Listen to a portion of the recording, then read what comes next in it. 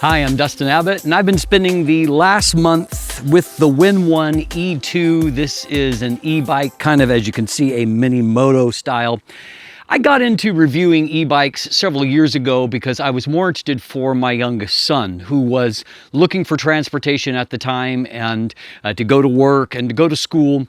And so to give him a little bit of independence, I started to look at e-bikes and to purchase one for him. Well, fast forward a little bit, and in 2024, he got old enough to buy a car, and all of a sudden he wasn't interested in the e-bike anymore. So I took over his e-bike, and I found that I actually really enjoyed it. I'm more of a road bike person, more of a serious cyclist, but what I discovered is that for my photography, I was able to go places and go further and thus access new places to take photos with, and I actually really enjoyed the process.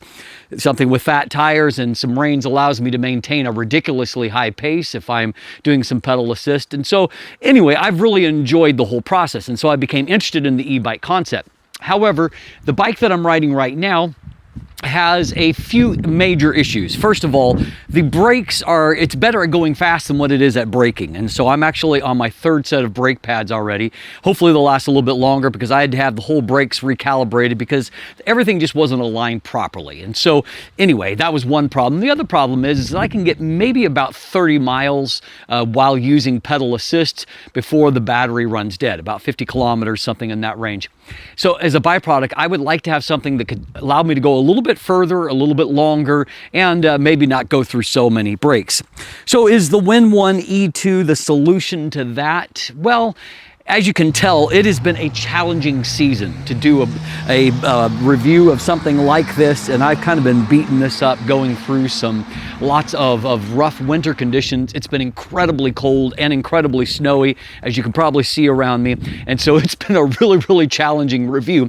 However, in a moment, I'm going to go inside and I'm going to share with you my findings of what I observed out in the real world, share some footage, and give you my thoughts on the WindOne E2. Let's dive in.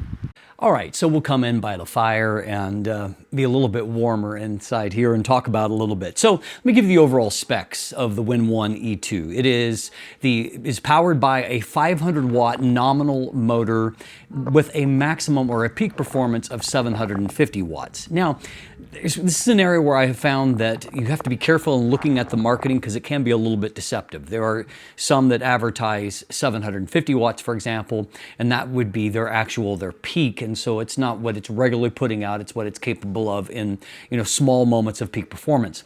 In this case, they advertise it as a 500 watt, and I think that maybe that's a little bit more honest in approach. And so note that 500 watts doesn't sound very impressive, particularly when we talk about the weight of the bike. However, it is maybe a little bit more powerful compared to some competitors than what that may suggest in and of itself.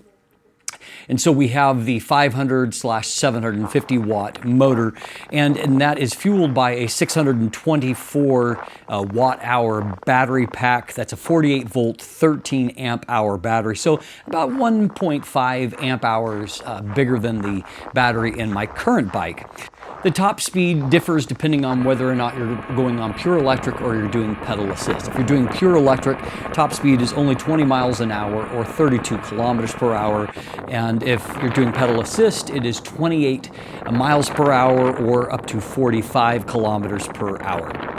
The range, if you're going on pure electric, is rated at 28 miles or 45 kilometers. If you're doing pedal assist, it's 46.6 miles or 75 kilometers. It is rated to climb up to a 20% grade, and it's sitting on fat tires, 20-inch, 4-inch wide fat tires. And I think probably most impressively here is that we have RSX hydraulic brakes. And so better brakes than any of the e-bikes that I've tested to this point. And as we're going to see, that is one of the standout areas of the bike's performance. So as far as the way that it comes out of the box, you can see here how it arrived to me. It took me about 45 minutes to finish assembly. That's largely just a few things you have to put on, including the front mud flap, putting on the front tire, putting on the handlebars, making the final adjustment to the suspension and putting it into the right spot. So about 45 minutes. And of course, that's not me moving as fast as what I might do because I'm trying to document the process. There is a number of included tools here. As you can see, they don't skimp on that, and so you really don't need any additional tools. They have everything that you need right there in the box. And when you put something together, at least a little bit, you do get a sense of the quality of the components. And I will say here that I was actually very impressed with the build quality here, and that continues to be the case after riding it a fair bit. This is a really nicely made bike, but note when I say nicely made, that does not mean light. So not too hard to put together, and so as you can see after assembly, it looks really quite cool. Actually, it's a very great look for the bike, and I think that one of its selling points is going to be its good looks. So how about as I went out and rode the bike? I think that's where I really started to get my impressions, and so I'll give you my thoughts on that, and then I'll give you the things that I like and then the things that I didn't like about it. So as far as riding, one of the things that just quickly stood out to me is this really isn't a pedal bike. It's got a really odd position, and obviously rather than a traditional bike saddle, you actually have something that's more like a motorcycle style seat on it. And so as a byproduct, your pedal position, it doesn't adjust up and down. And that's kind of the main thing where it kind of throws some for me. I'm about 6'1", but that doesn't tell the full story. I've got a really long inseam. I'm more legs than I am upper body. And so as a byproduct, my legs are more like a person that's, 6'3", somewhere in that range. And so I found for me, it almost felt like I was on a recumbent style bike where I wasn't really doing an up and down kind of pedal, but almost like a front movement. And so it really was not a great pedal experience for me. There's also a secondary problem that kind of threw me because I did watch some others' reviews of the bike, just trying to get a sense of it. And and also to answer some questions. And what I found is that obviously there's been some kind of regulatory change that has caused WindOne to recalibrate this bike and put some electronic governors on it. What I noted from the earlier reviews, the earliest builds of the bike, is that you could actually achieve that peak speed just in pure electric. You didn't have to have any kind of pedal assist. Obviously, that's changed. And so I saw a very definite limiter where I saw no faster than 32 kilometers an hour or 20 miles an hour in pure E. And that was if I was going downhill, it didn't really matter. I was very clearly electronically limited at that point. And for me, I never actually saw any higher than 40 kilometers an hour, or about 25 miles an hour, even when I was doing pedal assist. And kind of the main reason for that it has a problem that many e-bikes that I've tested at this point have, and that is namely that if you try to pedal hard on it, there isn't enough resistance. Even it does have a Shimano shifter, but even if you go into the highest ratio that should have the most resistance, it's really not much resistance, at least for an actual cyclist. And so what I found is that if I wanted to move faster, I felt like I was almost spinning out of control because there wasn't enough resistance for me to actually add more force to it. So maybe in theory, if you're going downhill, you could get up to the 45 kilometers an hour, 28 miles an hour, but I didn't personally see that myself. I also found that acceleration isn't as quick. I've been riding the Highboy P7 as the main bike I've been riding, e-bike I should say, and I just found that acceleration is a little bit slower on the WindOne E2. I also found when going to, they claim to be able to climb up to a 20% grade. And so I tested that. I don't think it was quite a 20% grade, but it was probably somewhere about a 15% climb. And what I found is that I was able to maintain, as I was pedaling, by the way, not just going on pure E, but with pedal assist, I was able to maintain about 25 kilometers an hour. Climbing that, I would think that it probably would have dropped to about 20 kilometers an hour when climbing that if I was not doing pedal assist. Now, one thing that really stands out as a really fantastic positive is the fact that this has a full suspension, a rear and a front suspension, and thus when you're out riding, one of my kind of real world observations is it is a smoother, more comfortable ride than what I am accustomed to seeing. Now, I wasn't riding in great conditions, and more on that in just a moment, but I could definitely tell that the suspension is really fantastic. I would say that a great application for this is if you're doing more like trail kind of rides where it's a really rough and uneven surface. It's a really tough frame, but it's also got a great suspension, and you can make some adjustments to that suspension, and I think that kind of stood out. The other thing I found in real world observation is that, when I had the conversation about doing this review, I was very reluctant to do a winter review because I know the kind of winters that we have. But I mean, the idea was, oh yeah, people are riding them in the snow, they're having fun. Those people are much more skilled than I am. I did not have fun trying to ride in any kind of deep snow. Even with fat tires, it is very hard to keep from fishtailing. And so it is not my preferred mode of transportation. And so then if I drove on the roads, because there's been so much snow and there's they salt the roads and there's slush on the side of the road, like I was wearing it from head to toe, like being sprayed on. And so I got home and I was absolutely filthy from doing an extended kind of ride. And so anyway, this will be the last time that I do a winter e-bike review. We'll just leave it at that. So how about some things that I like? I think that it looks really, really great. This is a very cool style, and particularly for the price tag, you can get it for around $1,000. It really does represent a very great looking bike. It has fantastic brakes. The brakes, they're fully hydraulic. You've got great grab. When you get up to speed, you're able to really bite down and to stop much faster and with more confidence than any of the e-bikes that I've used or tested to this point before. So I really, really liked that. I also like the fact that the up and down shifter for the pedal assist, it's very well situated. It's easy to use. It's something that was definitely an improvement over any of the high boys that I've tested, for example, where this was really just very easy to thumb up and down without having to even take your eyes off the road. And so that was great to use. It has a really nice LCD screen. It's very easy to see. It's nice and bright. It's got that nice center position. And so I really appreciated that. I found that, again, the suspension was something that really stood out to me as being exceptional. I would say the brakes and the suspension are just top notch in this, and that was amongst the things I really liked.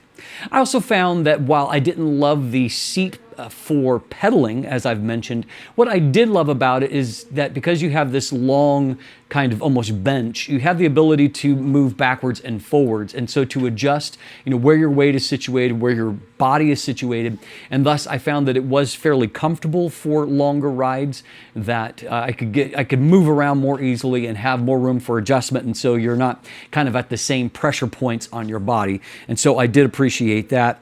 One of the other things that I like is that you've got a nice headlight here, and the headlight is better protected. It's actually got a cage around it. I've actually gone through a couple of e-bike headlights already. When you're going through rough terrain, it's not difficult for them to take some bumps, and so having an actual frame around it is very welcome for that. I also appreciated the fact that the brake light is actually integrated, and so it's a working brake light. And so when you put on the brakes, that brake light is lighting up, and so it's giving more clear indication. If you are riding in dim or nighttime conditions, people can actually see when you're braking, and so that is great. I also noted that the handling is quite tight. Now, it's tight also in the sense that you don't have the ability, like with some bikes, you could actually twist the handlebars all the way around. This actually has a turn ratio, so you are limited in the range of that, but it actually handles more tightly and allows you to turn more quickly. It's hard for me to get a final read on the range. Again, I've been riding in conditions of Celsius anywhere between about -8 and -20. And by the way, at -20, it's absolutely miserable. And so I don't recommend doing that. And so because it's been in such extreme cold and it's never really warmed up, today is the warmest day that I've seen in 2 months, and it is about -6 Celsius. So it's down about 20 degrees or a little under for those of you that speak Fahrenheit. And so as a byproduct, I can't really give you a final word on the actual range. Cold is killer on batteries. And so, as you're probably aware, and that's one of the basic problems that even with electric cars here in Canada, range estimates typically will drop anywhere from between 30 and 50%, depending on the vehicle. And so obviously that's a huge factor that you really can't overcome, and neither can you overcome it on an e-bike. But from the reports of others that are riding in more advantageous conditions, it seems like the range estimation is holding up, and that's not just a marketing exaggeration. So how about the things that I didn't like? Well, I've already referred to the fact that the pedal position is weird. It's just not a great, for me, it's not great ergonomics. It's not a great kind of pedal type of bike. And I would also say, as far as the ergonomics, I would like the handlebars to have the ability to be able to adjust up a little bit. And so they're a little bit low and flat, and so it's almost like an easy rider kind of posture where your arms are quite stretched out. And so it would help actually if they could adjust up a little bit higher. The other thing that was weird to me is that rather than some kind of integrated horn, which makes sense in an e-bike, you just got a pretty cheap kind of bell attached. And it seems really anachronistic on an e-bike to have a very old style cheap bell on there. So they could have done better with that. Another thing that I would say that isn't fantastic is the acceleration. And it seems like for accelerating, the WindOne E2 is a little underpowered as far as your thrust or your torque for taking off. The bike itself is heavy. It weighs about 92 pounds. I weigh about 180 pounds. And so you're motivating, in that case, 270 plus pounds. And it just feels like it could use a little bit more power to do that. Now, top speed can only be achieved through pedal assist, and it's kind of a weird system too, in that even with light pedaling, all of a sudden you feel the motor really ramp up. It's because it's all about the governor. And so if you're able to achieve a top speed of 20, well, all of a sudden you're able to move up an additional 5 to 8 miles per hour with very, very light pedaling. It's just like the governor is reacting to that, and so it's not really a smooth or linear type system. So I didn't love that either. And as mentioned, it's hard to go fast on this. For me, I think I can achieve only somewhere between the 3rd and the 4th level out of 5 of pedal assist ratios, because anything beyond that, I feel like my legs are just spinning, and so I have to actually keep it down and thus get a lower amount of speed because I don't get the full amount of pedal assist, and so it's not great for that. The other thing is that if you're wanting to transport this bike, it's very heavy, and so you're going to have to be physically strong to be able to put it on a rack or put it up into the back of a truck, and if you're not physically strong, you can forget it. I mean, it's heavy, and then it's, always these bikes are a little bit awkward just in the way that you're distributing the weight, and because they're fairly tall, it's hard to actually lift that weight up onto, say, the tailgate of a truck. And so that's another thing I think that's a potential negative out it. So my conclusion is a little bit complicated. If you're looking for a hybrid experience where you do a lot of like electrically assisted pedaling, what you're looking for is a bike that has electronic assist. I would say that the WindOne E2 probably isn't the great bike for you. If you're looking on the other end of the spectrum, if you're looking essentially for a cheap electric dirt bike or a comfortable electric cruiser, then this makes a lot more sense. It's a lot greater value for that. It is comfortable, it's got great brakes, it's easy to ride, has fairly decent ergonomics for a lot of the things. One other place where I think that this bike might be great, if you're looking essentially for maybe a mountain bike that has electronic assist, wanting to do trail riding, it could be fun for that because it does have great suspension. It's got, the good knobby tires for locking up with that. There are areas where this bike shines. It has a great aesthetic. It has good range, good power, fantastic brakes, fantastic suspension. I've never done one of these reviews in winter, and I'll probably never do one again.